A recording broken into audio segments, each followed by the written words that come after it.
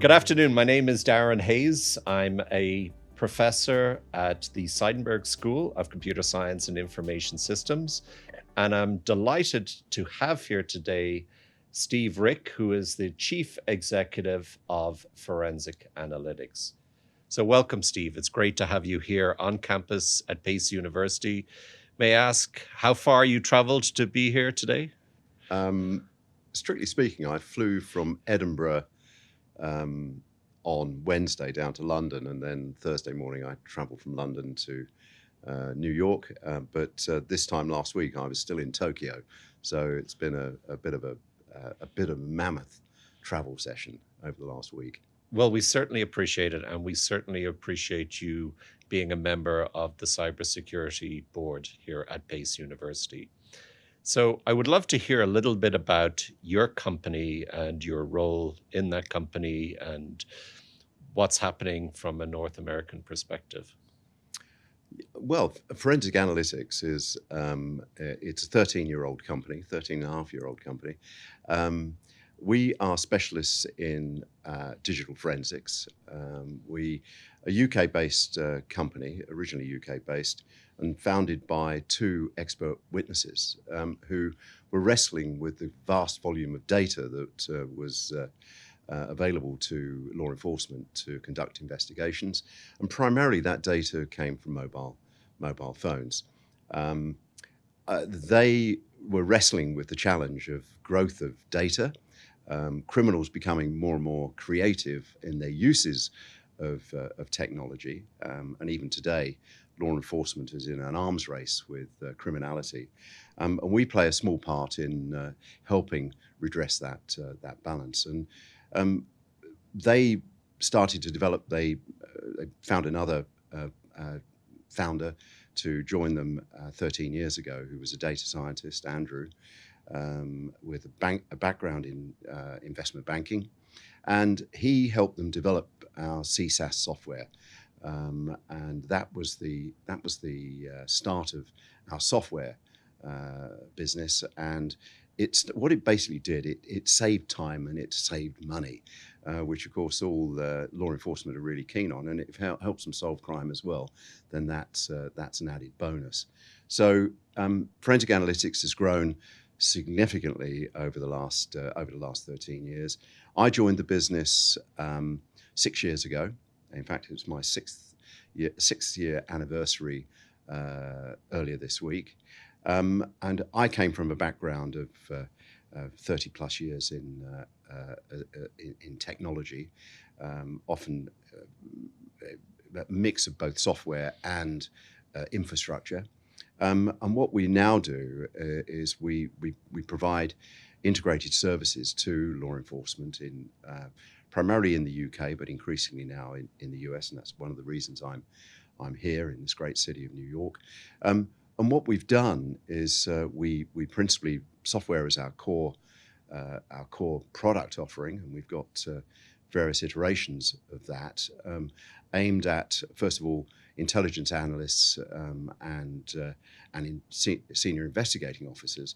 But we've also recognized, because of the vast volume of data available to investigators now, there needs to be a democratization of data. And what we've developed is our SaaS products, CSAS 360, which is pushing the data, pushing the availability of that data to frontline policing. We also train something in the region of 3,000 to 3,500 police officers and analysts every year, not just in how to use our technology, but the emerging threats and the emerging techniques in digital forensics. A lot of our staff are ex-law enforcement.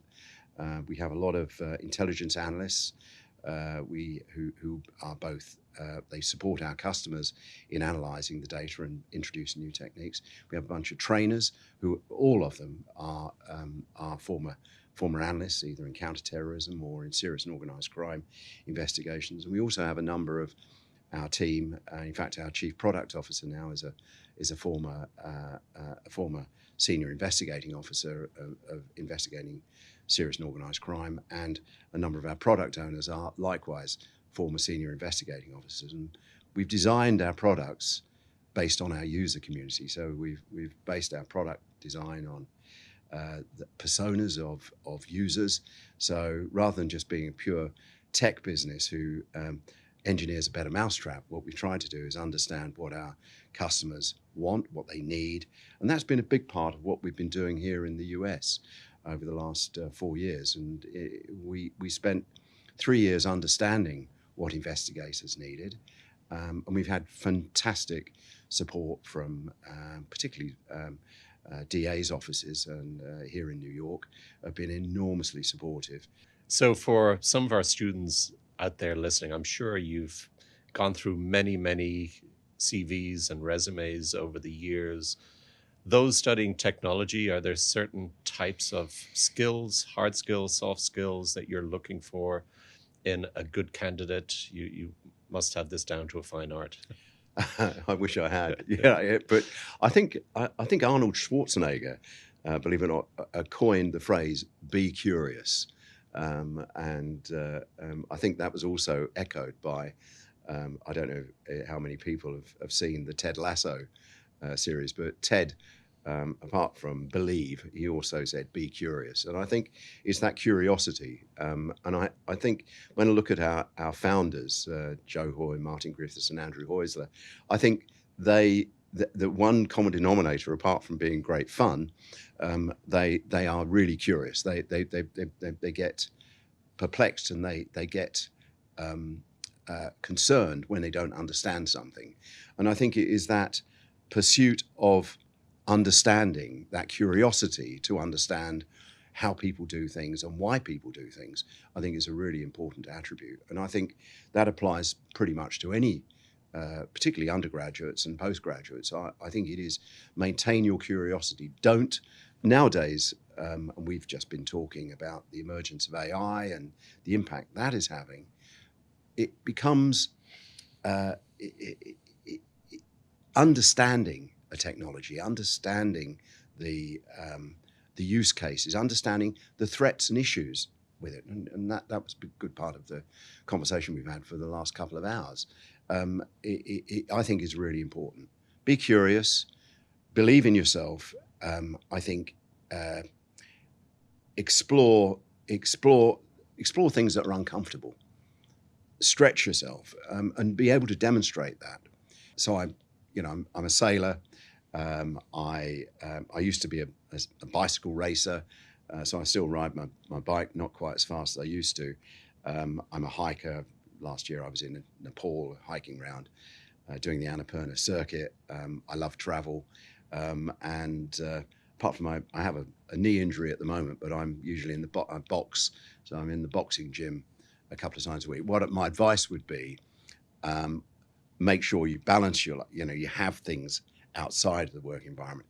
It allows you to clear your head, but whatever you do all the big dangerous stuff when you're in a relatively junior position, because take it from me, when you get into a senior role, there's a whole bunch of controls that are put on you. You didn't expect to be there. Thank you. So I think we'll wrap it up there, but one thing I would just like to say is I know you were in the military. Thank you for your service. You still continue to fight crime and protect national security and keep people safe. So I'm assuming that's an important part of your career, a common thread there, I think, throughout your life. So, and we appreciate you coming to PACE and serving on the Cybersecurity board. I'm absolutely delighted, Darren. You're far too kind. Thank you. Thank you very much.